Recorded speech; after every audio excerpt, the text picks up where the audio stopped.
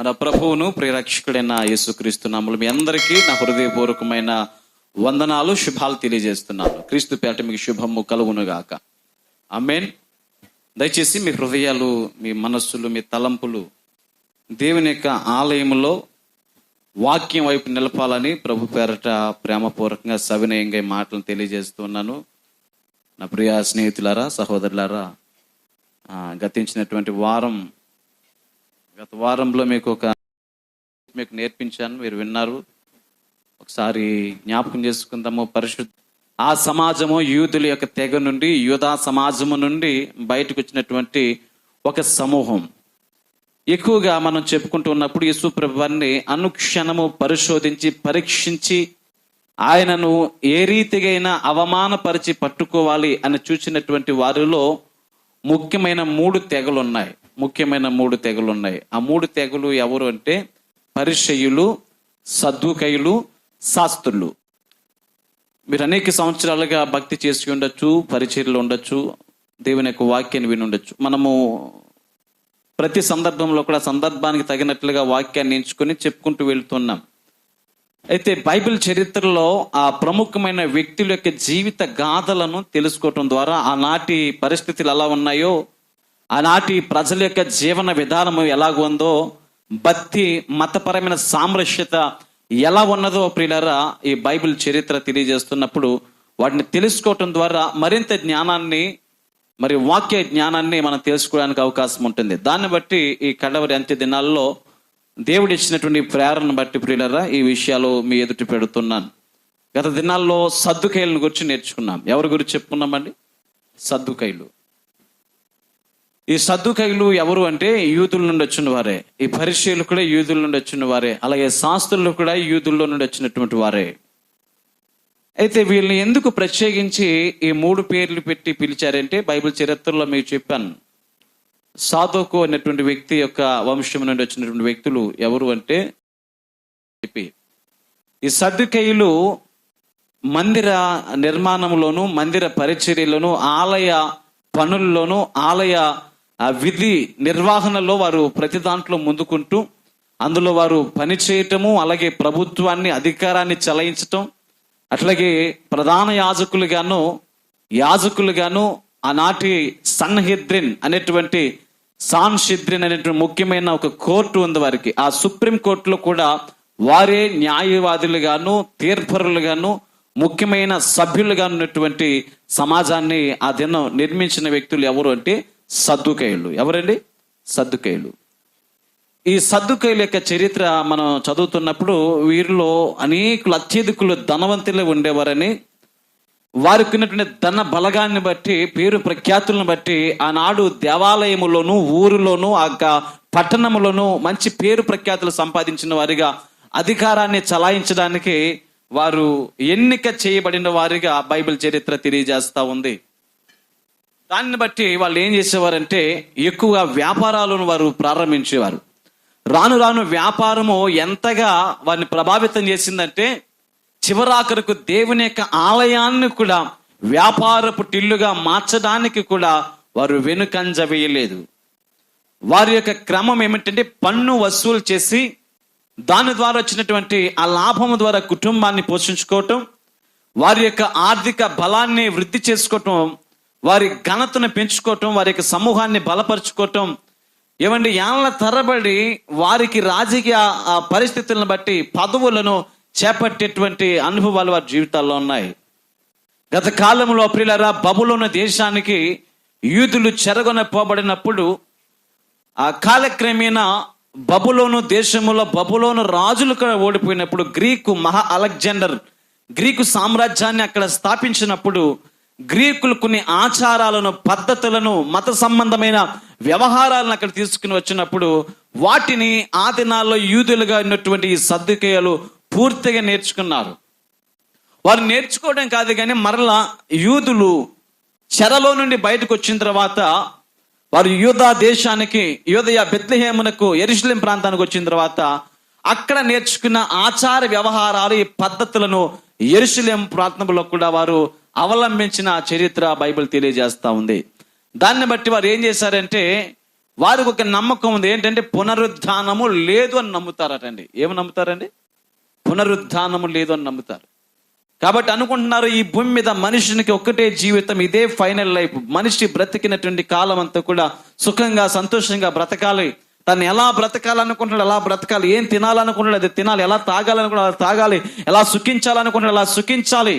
కాబట్టి భూమి మీద ఉన్న ఒకే ఒక్క జీవితాన్ని వృధాగా గడపకుండా సంతోషంగా ఆర్భాటంతో గడపాలన్నటువంటి ఆలోచన సద్దుకయ్యులకి ఉండేది. దాన్ని బట్టి ప్రియులరా, ఈ సద్దుకయ్యులు కొన్ని విషయాలు పరిసయ్యులతో ఏకీవించలేదు. ఈ పరిసయ్యులు వారికి వీరికి చాలా భిన్నమైన అభిప్రాయాలు ఉన్నాయి.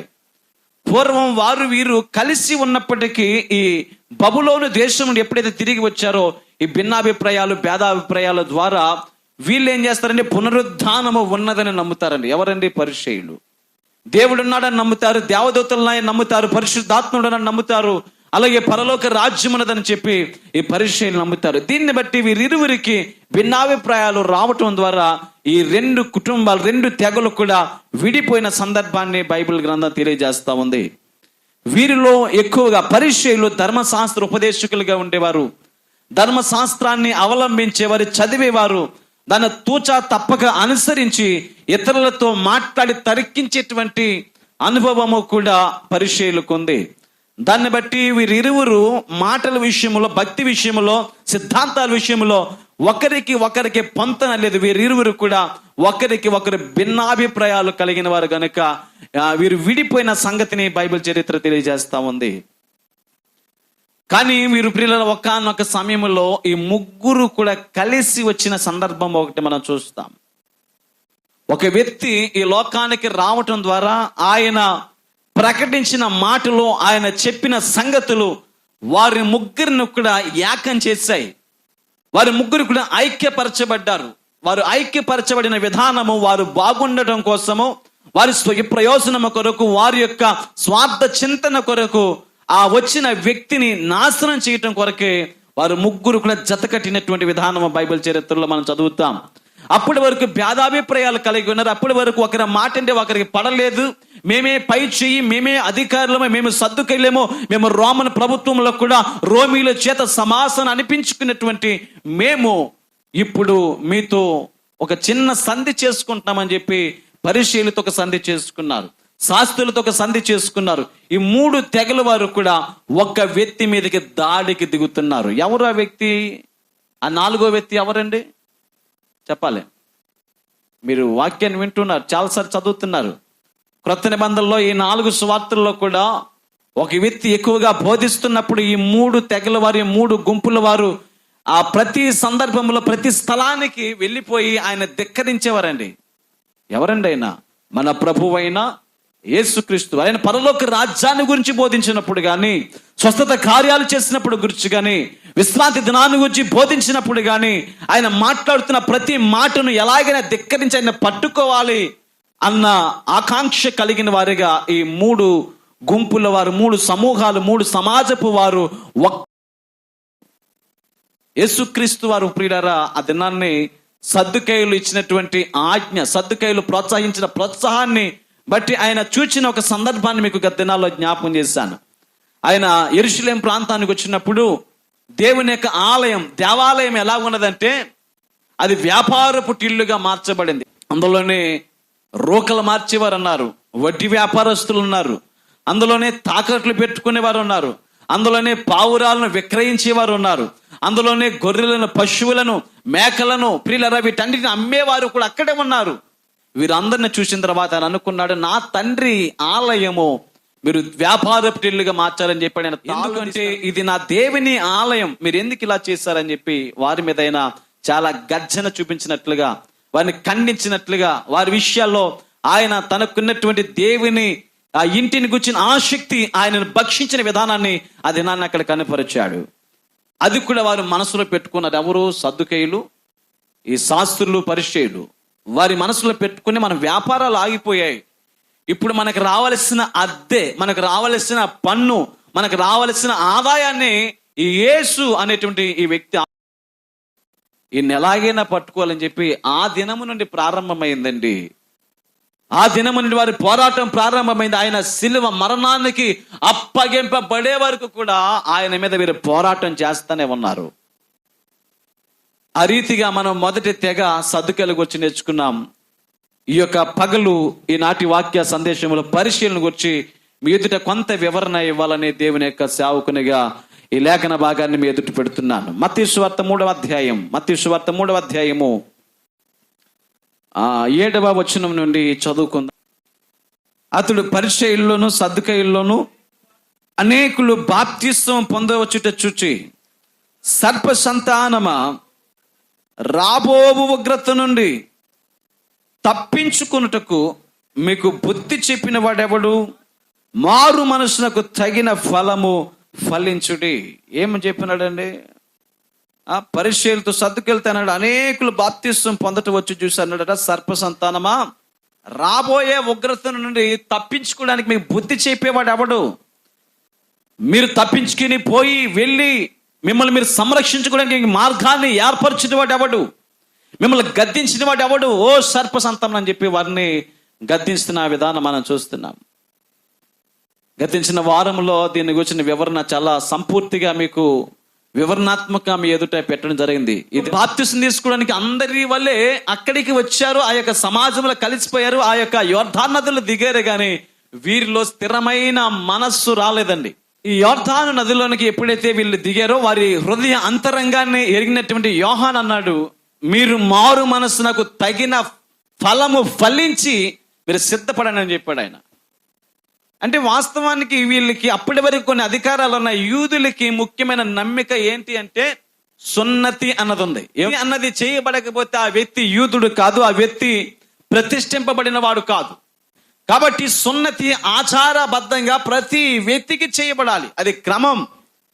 కాబట్టి ఇలాంటి కొన్ని ఆచార వ్యవహారాలు వారి జీవితాల్లో ఉన్నాయి. దాన్ని బట్టి ఆ దినాల్లో ప్రియులరా ఈ బాప్తిసము అన్నది కూడా ఒక క్రొత్త ఆచారమేమో. ఈ బాప్తిసాన్ని తీసుకోవడం ద్వారా మనకు ఏదైనా ఒక క్రొత్త అధికారం ఇవ్వబడుతుందేమో.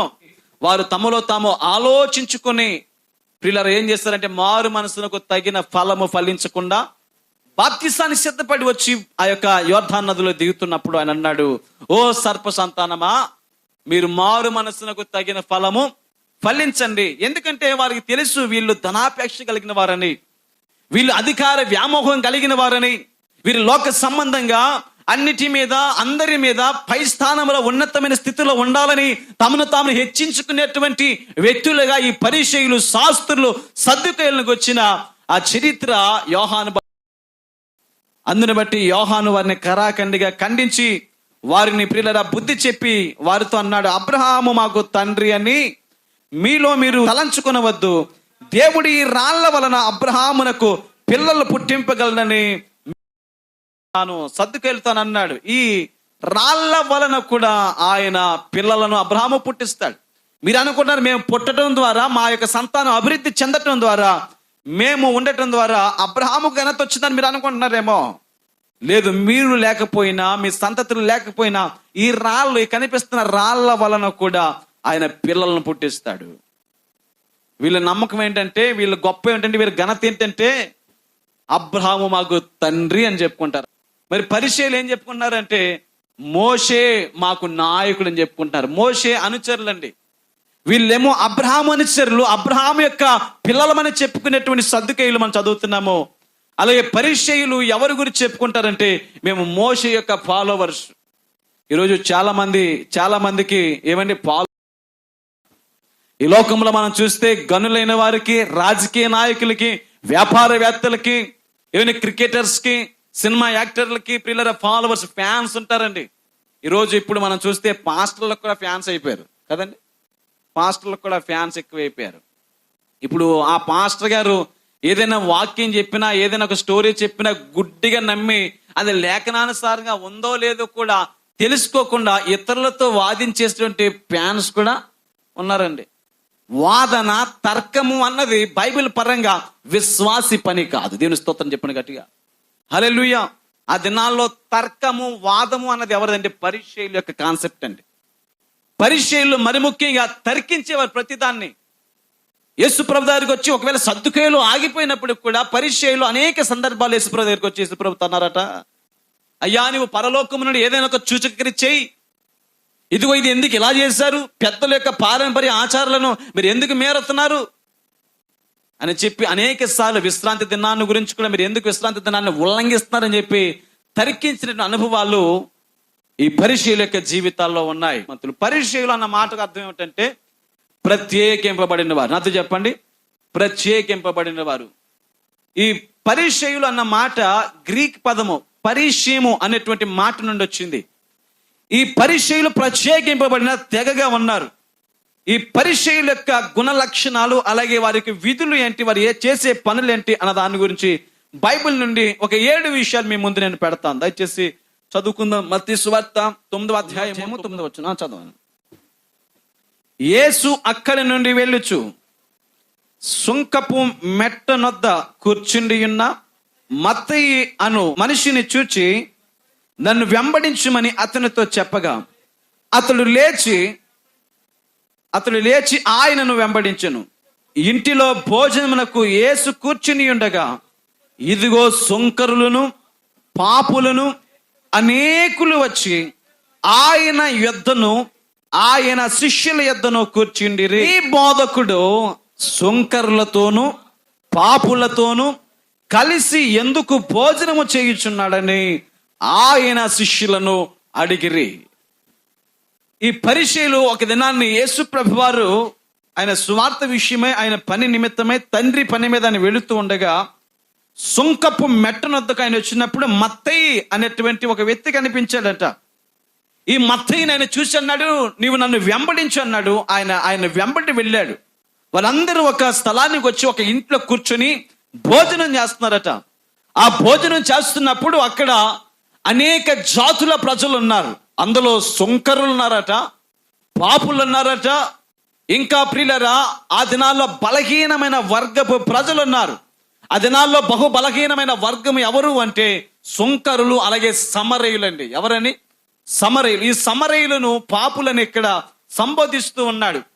ఆ దినాల్లో సమరయులను ఎవరైనా ఒకవేళ వారి దగ్గర నుండి వస్తే వారికి దూరంగా వెళ్ళిపోయి మేము మైలు పడ్డామని చెప్పి స్నానం చేసిన సందర్భాలు కూడా ఉన్నాయి.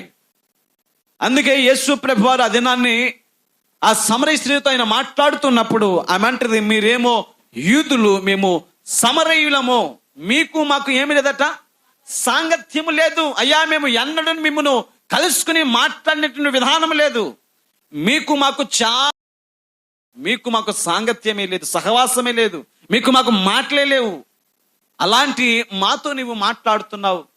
మా దగ్గర నీళ్లు తాగుతానంటున్నావు, మేమిచ్చే నీళ్లు ముట్టుకుంటానంటున్నావు అని చెప్పి ఆమె తాను తగ్గించుకుంటూ తన యొక్క ఆంతర్యాన్ని, తన యొక్క జాతిని గూర్చి ఆమె చెప్పిన వైనం మనము యోహాను సువార్త 4వ అధ్యాయంలో చదువుతాం. ఇక్కడ సుంకరులు పాపులు వీరందరూ కూడా ఆయనతో పాటు కూర్చొని భోజనం చేస్తున్నారంట. దీనిని ఎవరు చూశారంటే పరిచయులు చూశారు. ఎవరు చూశారండి? పరిచయులు చూశారు. పరిచయులు చూసిన తర్వాత పరిచయులు అంటున్నారు యేసు ప్రభువుని శిష్యులు పిలిచి, మీ బోధకుడు ఏంటి ఇలా చేస్తున్నాడు? ఆయన యూదుల్లో పుట్టినవాడు, యూదా మత ప్రవిష్టుగా ఉండి, యూదా మతానికి చెందిన వానికి ఉండి నియమాలను మరచి ఎందుకు అపవిత్రులతో ఆ పాపులతోనూ సుంకరులతోనూ కూర్చొని భోజనం చేస్తున్నాడు? ఈయనగా ప్రత్యేకత లేదా, ప్రతిష్టత లేదని చెప్పి యేసు ప్రభు వారి నిమిత్తమై వారి నిందలు మోపుతా ఉన్నప్పుడు ప్రియులారా అక్కడ మనం చదువుతున్నాము. అందుకు యేసు ప్రభు వారి యొక్క మాటలు విన్నాడండి. వారి మాటలు విని ఆయన వెంటనే వారికి జవాబిస్తున్నాడు. ఆయన ఆ మాటలు విని రోగులకే గాని ఆరోగ్యం గల వారికి వైద్యుడు అక్కర్లేదు కదా, అయితే నేను పాపులను పిలవచ్చి తిని గాని నీతిమంతులను పిలువ రాలేదు, గనుక కనికరమునే కోరుచున్నాను గాని బలిని కోరనని వాక్య భావము ఏమిటో మీరు వెళ్ళి నేర్చుకున్నాడని చెప్పాను. ఈ పరిచయులు ధర్మశాస్త్రాన్ని తూచా తప్పగా చదివి అనుసరించేటువంటి వారు. అలాంటి వారు వాక్యాన్ని గ్రహించలేని సందర్భాన్ని బట్టి యేసు ప్రభు వారు వాక్యాన్ని ఎత్తి, లేఖనాన్ని ఎత్తి వారికి చెప్పాడు. ఏమన్నాడంటే, నేను బలిని కోరను, కనికరమును కోరుచున్నాను. ఆయన కనికరించాడు కాబట్టి పాపులతో భోజనం చేశాడు, సుంకరులతో భోజనం చేశాడు. ఆ దినము బలహీనమైన వర్గాల వారిని కూర్చోబెట్టుకొని వారితో భోజనం చేసి తన ప్రేమను వెల్లడిపరిచారు యేసు ప్రభు వారు. దీన్ని చూచి తట్టుకోలేనటువంటి వీరు అన్నారు, మనం ప్రత్యేకమైన వారం. పరిశీలన మాటకు అర్థం ఏమిటండి? ప్రత్యేకమైన వారు. కాబట్టి వీళ్ళు అనుకుంటారు మేము ప్రత్యేకమైన వారు కాబట్టి మేము మీతో కలవం, మీతో భోజనం చేయం, మీకు మేము దూరంగా ఉంటాం, మీ ఆచార వ్యవహారాలు వేరు, మా ఆచార వ్యవహారాలు వేరు. అయితే యేసు ప్రభుని ఎలాగైనా పట్టుకోవాలని చెప్పి ఆ సమయంలో ఆ యొక్క సమాజానికి దగ్గరగా, ఆ ఇంటికి దగ్గరగా వచ్చి నిలవబడి మాట్లాడుతున్నారు. ఒకవేళ యేసు ప్రభు వారు కానీ నిజంగా ఆ దినాల్లో అక్కడికి రాకపోతే ఆ యొక్క పాపులతో, సోంకర్లతో, యేసు శిష్యులతో వారికి పనే లేదండి. ఎందుకంటే వారు ప్రత్యేకింపబడిన వారు కాబట్టి ఎవరితో అంతగా త్వరగా కలిసి మాట్లాడాల్సిన అవసరం వారికి లేదు. వారి యొక్క ముఖ్య ఉద్దేశం ఏమిటంటే, వారి గమ్యం ఏమిటంటే యేసు ప్రభు వారిని ఎలాగైనా పట్టుకోవాలి, ఆయన మరణానికి అప్పగించాలి.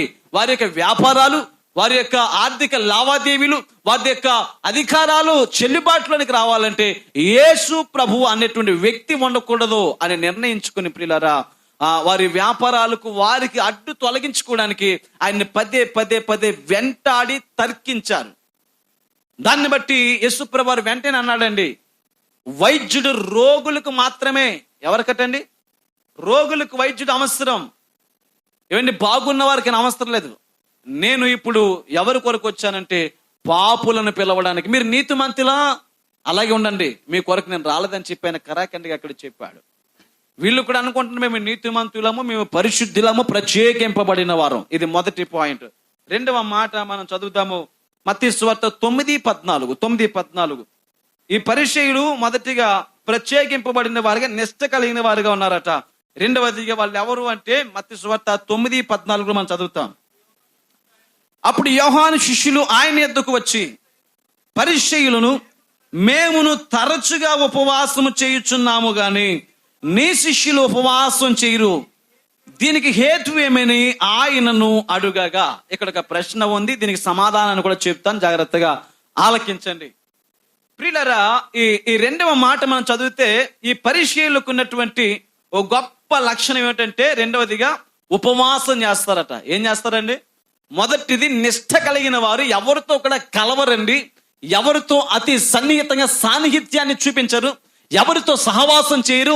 లోకములు అన్నటువంటి ఆ యొక్క తక్కువ జాతి ప్రజలతో, అక్కడ చదువుతున్న సొంకర్లు కానీ, పాపులు కానీ, సమరయులు కానీ, ఇతర జాతి ప్రజలతో వారికి ఎటువంటి సాన్నిహిత్యం లేదు. తమకు తామే ప్రత్యేకమైన వారని చెప్పి ప్రతిష్ఠించుకున్నారు. మొదటి విషయం. రెండవదిగా వారు తరచూ ఉపవాసాలు ఉంటారంట. ఏమంటారండి? ఉపవాసం చేసే ఒక గొప్ప లక్షణం వరకు ఉంది. దాన్ని ఎవరు చెప్తున్నారంటే సాక్షాత్తు పరిసయ్యులు తమను తాము చెప్పుకోవట్లేదు, కానీ పరిసయ్యులను గురించి యోహాను భక్తుని యొక్క శిష్యులు చెప్తున్నారు. ఏ యోహాను శిష్యులు అండి? ఈ శిష్యులు బాప్తిస్మం ఇచ్చే యోహాను కూడా దినాల్లో శిష్యులు ఉన్నారు.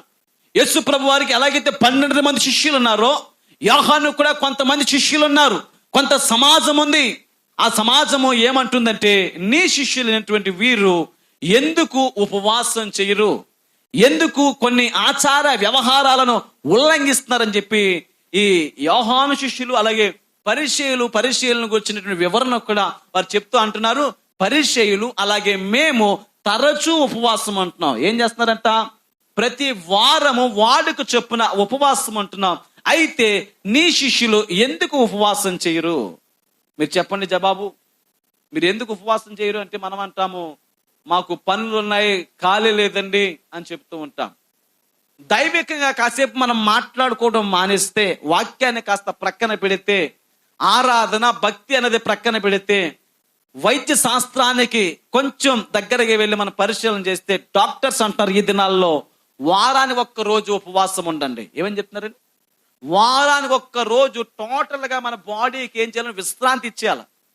భోజనం పూర్తిగా మానేయాలి. కేవలం లిక్విడ్స్ మాత్రమే, వాటర్, నీళ్లు తీసుకుని ఈ యొక్క ఆరార నీళ్లు తాగుతున్నప్పుడంట లోపల ఈ శరీరంలో అవయవాలన్నీ కూడా చక్కగా క్లీన్ అవుతాయట.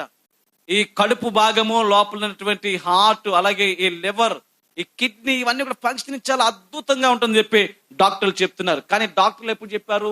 ఈ ప్రస్తుత కాలంలో. కానీ బైబిల్ చరిత్ర చెప్పింది పూర్వకాలంలో చెప్పింది ఉపవాసము చేయాలి, దేవునితో సహవాసం చేయాలని చెప్పి ఉపవాసన దినాల్లో యూదులు ప్రతిష్ఠించుకున్నారు. అయితే ఈ ఉపవాసాన్ని గురించి ఆయన దగ్గరికి వచ్చి ఈ యోహాను శిష్యులు అన్నారు, నీ శిష్యులు ఎందుకు ఉపవాసం చేయరంటే యేసయ్య అద్భుతమైన జవాబు ఇచ్చారు. ఆయన అన్నారు, క్రింద అంటారు 15వ వచనం, యేసు పెండ్లి కుమారుడు తమతో కూడా ఉండు కాలమున పెండ్లి ఇంటి వారు దుఃఖపడగలరా? పెండ్లి కుమారుడు వారి యొద్ద నుండి కొనిపోబడు దినము వచ్చును, అప్పుడు వారు ఉపవాసము చేతురు. అప్పటి వరకు యేసుప్రభు వారు భూమి మీదకి రాక మునుపు వరకు కూడా ఆ సమాజాలన్నీ కూడా ఉపవాసం ఉన్నాయి. యూదులు ఉపవాసం ఉన్నారు, సద్దుకీయులు ఉపవాసం ఉన్నారు, పరిసయ్యులు ఉపవాసం ఉన్నారు, శాస్త్రులు ఉపవాసం ఉన్నారు, సమరయులు ఉపవాసం ఉన్నారు, యోహాను శిష్యులు ఉపవాసం ఉన్నారు. కానీ ప్రియులారా, యేసుప్రభు వారి యొక్క శిష్యులు ప్రత్యేకించి ఆయన వచ్చిన ఆ దినాల్లో, ఆయన పరిచర్య చేస్తున్న దినాల్లో, ఆయన వెంబడిస్తున్న ఆ దినాల్లో వారు ఏం చేస్తారంటే ఉపవాసాన్ని మానేశారు. ఎందుకు ఉపవాసాన్ని మానేస్తారంటే యేసుప్రభు వారు అన్నారు అక్కడ, పెండ్లి కుమారుడు తమతో ఉన్నటువంటి దినాల్లో పెండ్లి ఎంట దుఃఖము ఉండదటండి. పెండ్లి ఏంట ఏముండదంట? దుఃఖం ఉండదు. మీరు చూడండి, పెండ్లి వాతావరణం కొన్ని సందర్భాలు మనం చూస్తే, బంధుబలగం ఉన్నప్పుడు, కుటుంబాలు ఎక్కువగా ఉన్నప్పుడు, ఆత్మీయులు ఎక్కువ ఉన్నప్పుడు, శ్రేయాభిలాషులు ఎక్కువ ఉన్నప్పుడు, ఒక వివాహం జరుగుతున్నప్పుడు ఒక వారం రోజుల ముందు నుండి ఆ ఇంటికి ఏమొస్తుందటండి? చెప్పండిరా, పెళ్లి కళ. ఏం కళ? పెళ్లి కళ. పండగ వాతావరణం మనం చూస్తాం అక్కడ. వాస్తవానికి పెళ్లి రోజు పెట్టే భోజనాల కంటే ఆ ప్రారంభం రోజు నుండి పెట్టేటువంటి భోజనాల ఖరీదు ఎక్కువైపోద్ది అనుకుంటున్నాను నేను. ఎవడికి ఇష్టం వచ్చిన భోజనాలు తెచ్చుకుంటాడు. ఎవడో వస్తాడు, మేనమామ కొడుకు, మేనత్త కొడుకు, ఒరే బాప్పా బిర్యానీ తింటానే అంటాడు. పాప మీ బాప ఏం చేస్తుంది? ఒరే మీ మాయ పెళ్లి కదరా, మీ మేనమామ పెళ్లి కదరా, మీ బావగారి పెళ్లి కదరా, తెచ్చుకో బిర్యానీ అంటది. ఇలాగా ఆ పెండ్లి ఇంట ఎంజాయ్ చేసిన సమయం ఉంటుంది. పెండ్లి కుమారుడు పెండ్లి ఇంట ఉన్నంత కాలము అక్కడ దుఃఖము ఉండదన్నాడు. దుఃఖము లేదు కాబట్టి వారు తిని త్రాగి సంతోషిస్తారు అన్న నిర్వచనాన్ని యేసుప్రభు వారు ఇచ్చారు అక్కడ. ఆయన చెప్పేటువంటి మాట ఏంటంటే, నేను ఈ భూమి మీద ఉన్నంత కాలం నాతో ఉన్న నా శిష్యులు ఈ సంతోషంలో పాలి భాగస్తులు అయినారని ఆయన నిర్మోహమాటంగా చెబుతూ అంటున్నాడు. నేను మరలా వెళ్ళవలసి ఉన్నది. ఈ పెండ్లి కుమారుడు ఇక్కడి నుండి వెళ్ళిపోయిన తర్వాత అప్పటి నుండి భూమి మీద మరలా ఉపవాసాలు ప్రారంభమవుతాయి. దేవుని స్తోత్రం కలుగునిగా. హల్లెలూయా. అప్పుడు నిజమైన దుఃఖము, పశ్చాత్తాపము, పాపమును గుర్చిన చింత వారి జీవితాల్లో కలుగుతుంది. కాబట్టి అప్పుడు వారు ఉపవాసం ఉంటారన్నటువంటి తాత్వికమైన మాట ఆయన అక్కడ కోట్ చేస్తూ చెప్తున్నాడు. పెండ్లి ఎంట పెండ్లి కుమారుడు ఉన్న దినాలన్నీ కూడా వారు ఉపవాసం చేయడానికి వీల్లేదు. అప్పుడు వారు ఉపవాసం ఎప్పుడు చేస్తారట? పెండ్లి కుమారు వారి యొద్ద నుండి కొనిపోబడి దినములు వచ్చును, అప్పుడు వారు ఉపవాసము చేతురు. మరొక ఉదాహరణ ఇచ్చాడు ఆయన అక్కడ 16-17 వచనాల్లో, ఎవడు పాత బట్టకు క్రొత్త మాసిక వేయుడు, వేసిన యెడల ఆ మాసిక బట్టను వెలితపరచును, చినుగు మరి ఎక్కువగును. మరియు పాత తిత్తుల్లో క్రొత్త ద్రాక్షరసము పోయరు, పోసిన యెడల తిత్తులు పగిలే ద్రాక్షరసము కారిపోవును, తిత్తులు. మంచి ఉదాహరణ సుప్రభారి ఇచ్చి అక్కడ వారి కళ్ళు తెరిపిస్తున్నాడు. అయినప్పటికీ వారు అంధత్వములో ఉన్నారు కాబట్టి ఆనాటి పరిసయ్యులు, అలాగే అక్కడ యోహాను యొక్క శిష్యులు కూడా ప్రియులరా దాన్ని గ్రహించకుండా ఆయనతో తర్కిస్తున్నప్పుడు ఆయన అన్నాడు, ఎవడు పాత బట్టకు కొత్త బట్టను, కొత్త ఆ ముక్కను తెచ్చి అతికించి దానికి స్టిచ్చింగ్ చేయడం ఒకవేళ చేస్తే ఆ చినుగు మరీ ఎక్కువైపోద్ది. మీరు మాట్లాడే మాటలు కూడా అలాగే ఉన్నాయి, మీ ఆచార వ్యవహారాలు కూడా అలాగే ఉన్నాయి, మీ పద్ధతులు కూడా అలాగే ఉన్నాయి, మీ ఆరాధన పద్ధతులు కూడా అలాగే ఉన్నాయి, మీ భావ ప్రకటన కూడా అలాగే ఉంది. దాన్ని మీరు మార్చుకోవాలని చెప్పి సుప్రభారు చాలా అద్భుతంగా వారితో మాట్లాడిన సందర్భాన్ని మత్తయి సువార్త 9:14 మనం చదివాం. 3వ మాట మనం చదువుతాం. పరిసయ్యులు ఇంకా వేటిలో నిష్ణాతులుగా ఉన్నారు. మొదటిదిగా వారు ప్రత్యేకింపబడి నిష్ట కలిగిన వారు ఉన్నారట. రెండవదిగా పరిసయ్యులు తరచూ ఉపవాసం చేసే లక్షణం వారి జీవితంలో ఉంది. 3వ మాటగా మనం చదువుతాం. మార్కు సువార్త 2:23లో ఒక సందర్భాన్ని వారు జ్ఞాపకం చేస్తారు. మరియు ఆయన విశ్రాంతి దినమున పంట చేలలో పడి వెళ్ళుచుండగా శిష్యులు మార్గమున సాగిపోవచ్చు, వెన్నలు త్రుంచుచుండిరి. అందుకు పరిసయ్యులు, చూడుము, విశ్రాంతి దినమున చెయ్యకూడనది వారేళ చేయుచున్నారని ఆయన.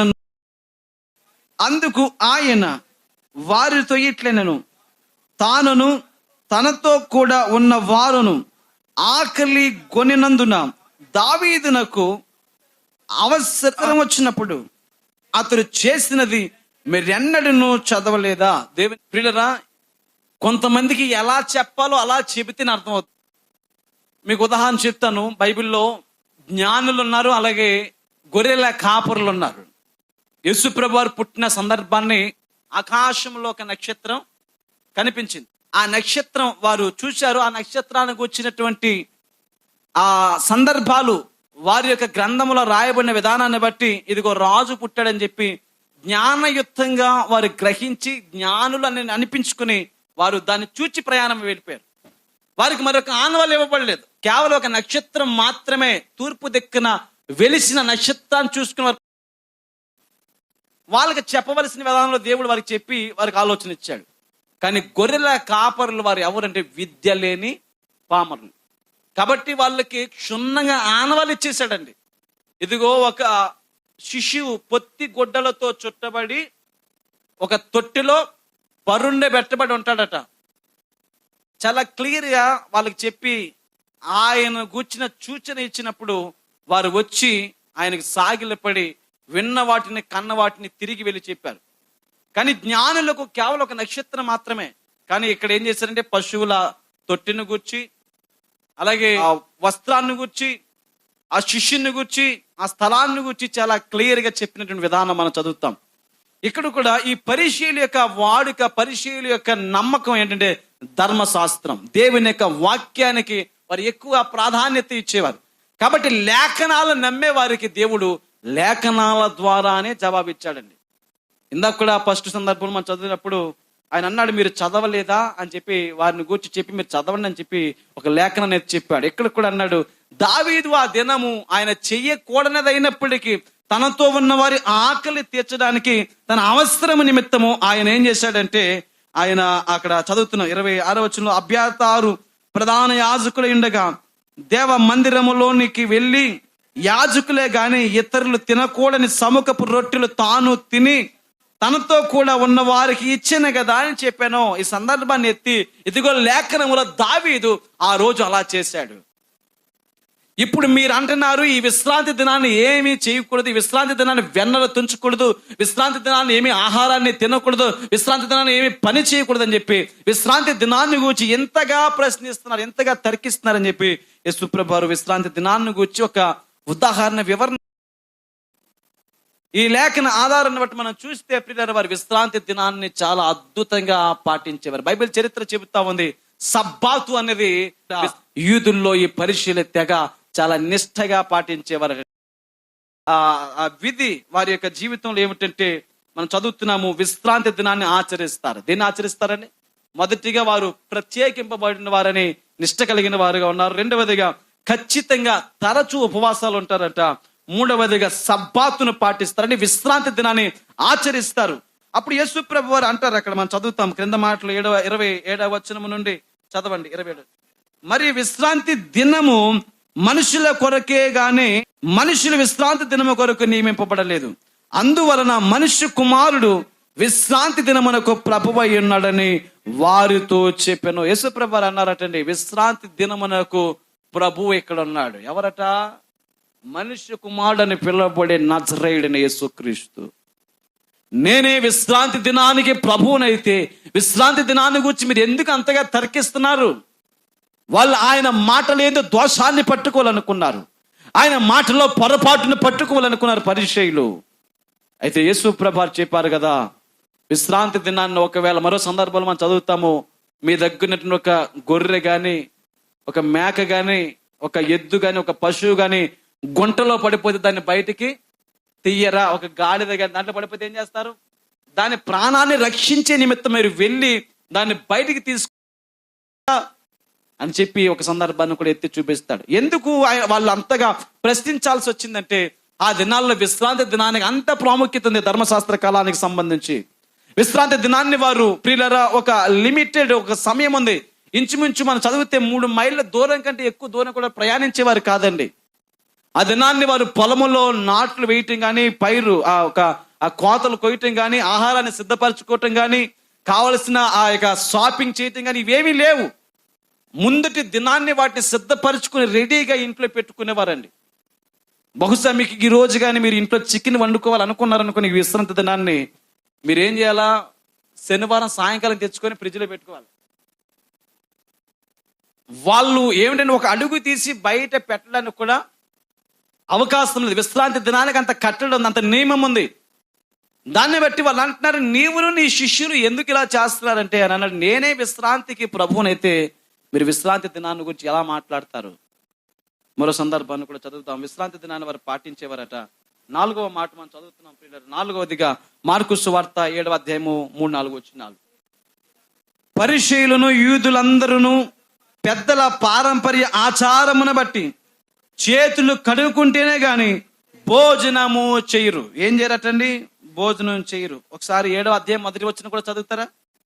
యెరూషలేములో వచ్చిన పరిసయ్యులను శాస్త్రుల్లో కొందరు ఆయన యొద్దకు కూడి వచ్చి ఆయన శిష్యుల్లో కొందరు అపవిత్రమైన చేతులతో అనగా కడగని చేతులతో భోజనము చేయుట చూచిరి. దీని గురించి మీకు ఇంచుమించు 4-5 సార్లు చెప్పుంటాను వాక్యంలో.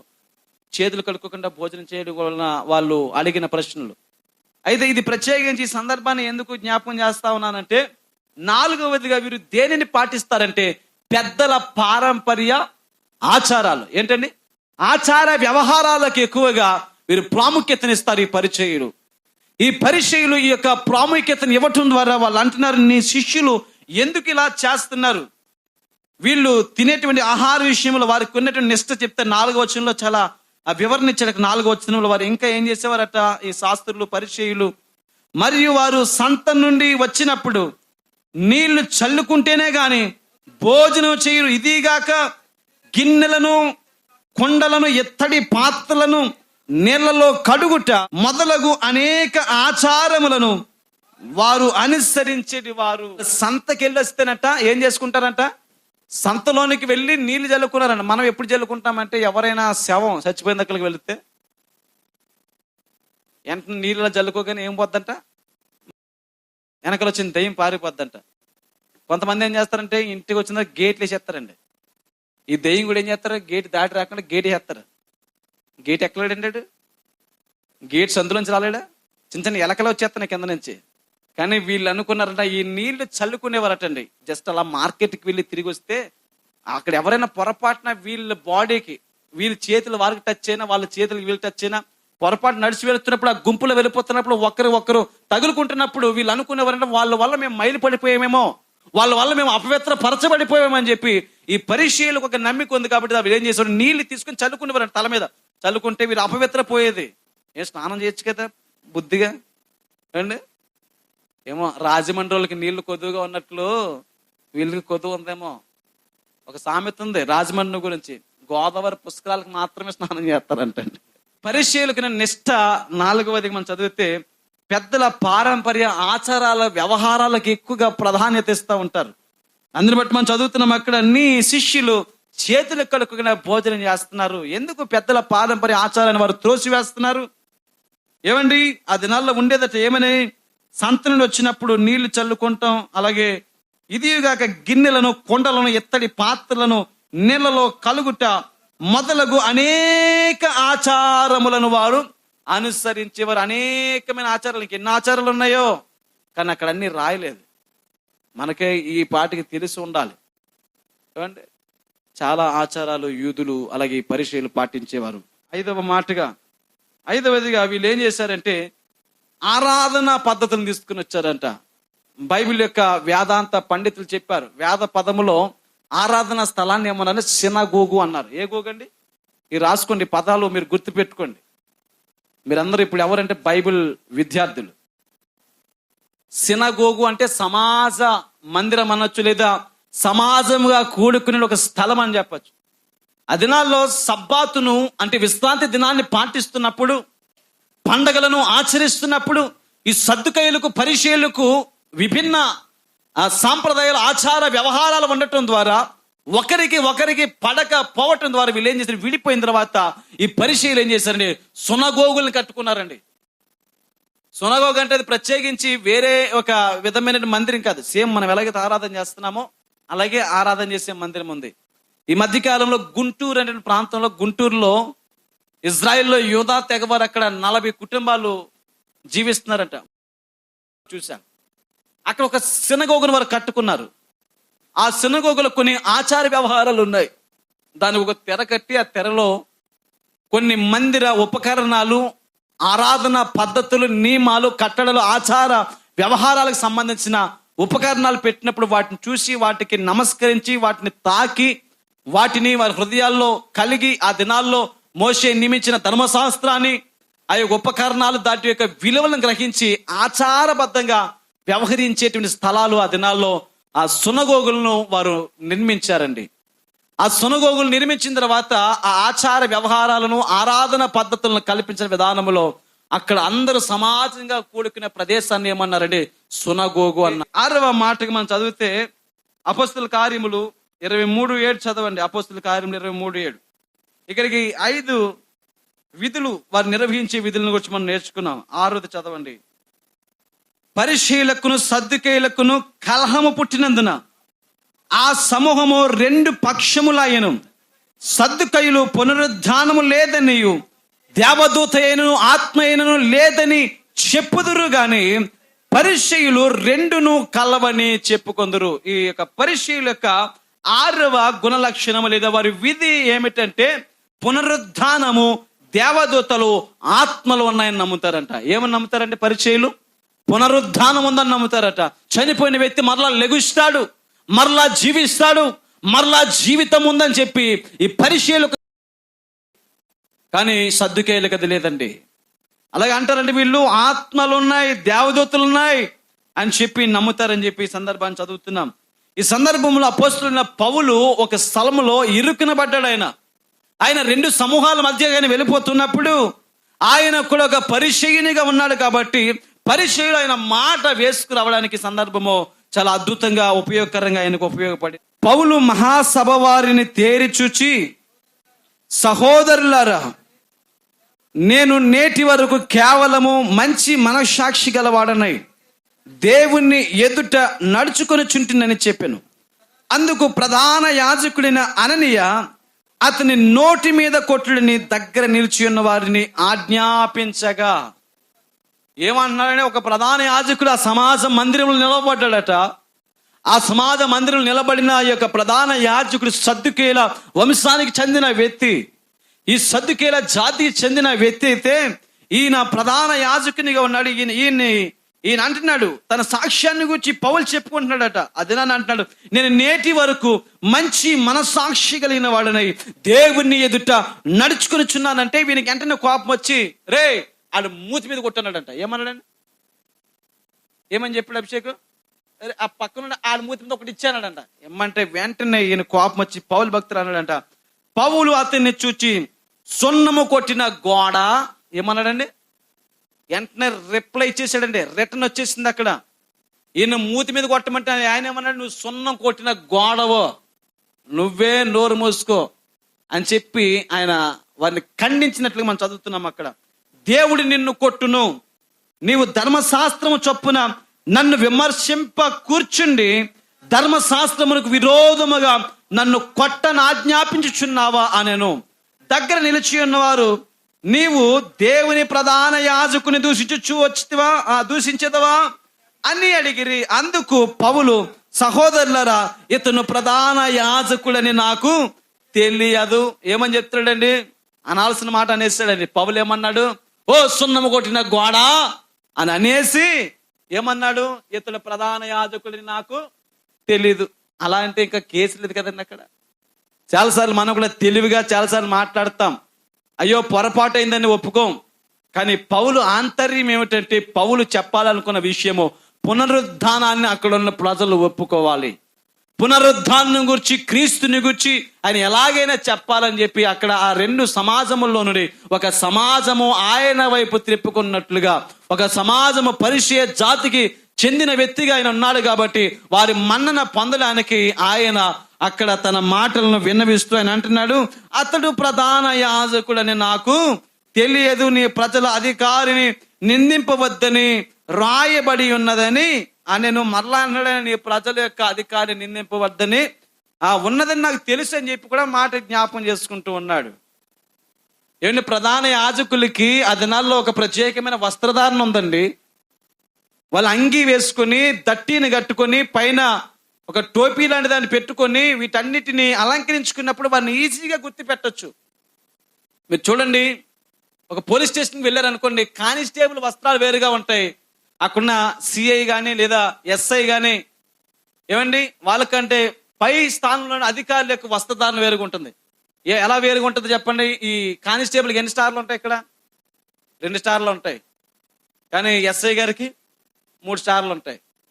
ఈయనకి బ్లాక్ కలర్ బెల్ట్ ఉంటుంది, ఈ ఎస్ఐ గారికి ఏముంటుంది, రెడ్ కలర్ ఉంటుంది. ఏమండి ఈ టోపీ కూడా రెడ్ స్టిక్కర్ ఉంటుంది, ఈయనకేమో బ్లాక్ ఉంటుంది. ఒక చిన్న వ్యత్యాసం ఉంటుంది. వెంటనే చూసి అధికారిని ఐడెంటిఫై చేయగలమా? ఆ దినాల్లో కూడా ఈ ప్రధాన యాజకులకు వస్త్రధారణ ఉంది. అయినప్పటికీ పౌలు భక్తులు అన్నాడు, అతడు ప్రధాన యాజకుడని నాకు తెలియదు. చాలా సింపుల్ గా సరిపెట్టిన తర్వాత ఆ తర్వాత నా సమాజంతో ఆయన అంటున్నాడు, క్రింద మనం చదువుతున్నాం, వారిలో ఒక భాగము సద్దుకయ్యులు మరి ఒక భాగము పరిచర్యలు ఉన్నట్టు పౌలు గ్రహించి, ఆయన తెలుసు అక్కడ 2 సమూహాలు ఉన్నాయని. సహోదరులారా, నేను పరిచయుడను. ఎవరంటే పరిచయుడు? అపోస్తలుడైన పౌలు కూడా పరిచయుడే. ఇప్పుడు మనం చెప్పుకుంటున్న పరిచయుల గురించి ఆయన కూడా ఒక పరిచయుడట. అయితే పరిచయుల సంతతి వాడను, మనకున్న నిరీక్షణను గూర్చి, మృతుల పునరుద్ధానమును గూర్చి నేను విమర్శింపబడుచున్నానని సభలో బిగ్గరగా చెప్పగా, ఒకవేళ పౌలు గాని నేను పరిచయుడు కాదని చెప్పారనుకోండి, ఈ 2 గుంపుల వారు కూడా ఆయన కొట్టి చంపేస్తారండి. అప్పటి వరకు ఈ 2 గుంపులు కూడా కలిసి ఉన్నారు. ఎప్పటి వరకు కలిసి ఉన్నారంటే యేసుప్రభు వారు పునరుద్ధానానికి, అంటే యేసుప్రభు వారు భూమి మీదకి రాక మునిపి వరకు కూడా ఆచార వ్యవహారాలు బట్టి సద్దుకైలు పరిచయులు విడిపోయారు. యేసుప్రభు వారు ఎప్పుడైతే భూమి మీదకి వచ్చారో ఆయన వారు చేస్తున్న వాటన్నిటిని ఖండించారో, వాటిని బట్టి ఆయన ఎలాగైనా అంతమొందించాలని చెప్పి పరిచయులు, శాస్త్రులు, సద్దుకైలు 3 కూడా కలిసిపోయారు. మరలా వీళ్ళు ఎప్పుడు విడిపోయారు అంటే ప్రియులారా, అపోస్తలుడైన పౌలు కాలంలో పౌలు ఈ చేసిన సందర్భాన్ని బట్టి వారు అప్పటి వరకు కలిసి ఉన్న 2 కుటుంబాలు, 2 తెగల వారు, 2 సమూహాల వారు, 2 సమాజాల వారు ఒకే సమాజ మందిరంలో కూర్చొని వారు ఆరాధన చేస్తున్నప్పుడు ఆ యొక్క మధ్యలోనికి అపోస్తలుడైన పౌలు వెళ్ళి మాట్లాడుతున్నాడండి. ఆయన అంటున్నాడు, నేను కూడా పరిచయుడనే, పరిచయుల సంతతి వాడనే, మనకున్న నిరీక్షణ. ఏ నిరీక్షణ అండి? పౌలు అంటున్నాడు, వారి యొక్క ప్రజాదరణ పొందడానికి, వారి యొక్క జాతి ప్రజల యొక్క మన్నన పొందడానికి పౌలు అన్నాడు, ఒరే అన్నలారా, నేను కూడా మీలాంటి పరిచయుడనే. మనందరికీ ఒక నిరీక్షణ ఉంది. ఆ నిరీక్షణ ఏంటంటే మృతుల పునరుద్ధానం. ఏ పునరుద్ధానం అండి? చదవండి. మృతుల పునరుద్ధానమును గూర్చి నేను విమర్శింపబడుచున్నాను. అంటే నేను విమర్శింపబడుతున్నానంటే మీరు కూడా విమర్శింపబడినట్లే. నన్ను వాళ్ళు కించపరిచారంటే మిమ్మల్ని కూడా వారు కించపరిచినట్లే. మన పరిచయుల యొక్క జాతిని, మన యొక్క నమ్మికను, మన యొక్క నిరీక్షణ వారు తప్పుపడుతున్నారు సద్దుకైలు అని చెప్పి తిరుగుబాటు స్వభావాన్ని తీసుకొచ్చి వారికి గొడవ పెట్టేశాడండి పౌలు. ఏం చేశాడండి? వారికి గొడవ పెట్టేశారు. ఇప్పుడు పౌల్ని వేసేద్దాం అనుకొని చెప్పి ఇప్పుడు వాళ్ళు వేసేసుకుంటున్నారండి. ఆ వచనాలు చదవండి, క్రింద వచనాలు. పౌలు అలాగూ చెప్పినప్పుడు, ఆ 7వ వచనం, అతడు అలాగూ చెప్పినప్పుడు పరిచయులకు సద్దుకైలకు కలహము పుట్టినందున ఆ సమూహము 2 పక్షములయ్యను. సద్దుకైలు పునరుద్ధానము లేదనియు దేవదూత అయినను ఆత్మ అయినను లేదని చెప్పుచుందురు గాని పరిచయులు 2 కలవని చెప్పుకొందురు. అప్పుడు పెద్ద గొల్లు పుట్టెను. పరిచయుల పక్షముగా ఉన్న శాస్త్రులు కొందరు లేచి, ఈ మనిషిని యందు ఏ దోషము మాకు కనబడలేదు. అందులో ఉన్న శాస్త్రులు వచ్చన్నారట, ఈ పరిచయులకు సద్దుకైలకు మధ్యలో 3వ గుంపు సమాజం వచ్చింది. ఆ 3వ సమాజంలో వచ్చిన శాస్త్రులు అన్నారంట, ఈ పౌలు అనే వ్యక్తి యొక్క జీవితాన్ని బట్టి, ఆయన మాటలను బట్టి ఏ దోషము కూడా లేదు, కనబడలేదని చెప్పి ఆయన నిర్దోషిగా తీర్చిన తర్వాత వాళ్ళు ఆయన ఎలాగైనా చంపాలని చూస్తున్నారంట. దాని గురించిన వివరణ వచ్చే వారిలో మీకు చెప్తాను, సమయం అవుతుంది కాబట్టి ఈ మాటలను బట్టి మనం ప్రభుని స్తుతిద్దాం. దేవుడి కొద్ది మాటలను మనందరి వెనుకలో దీవించి ఆశీర్వదించి నడిపించును గాక. ఆమేన్.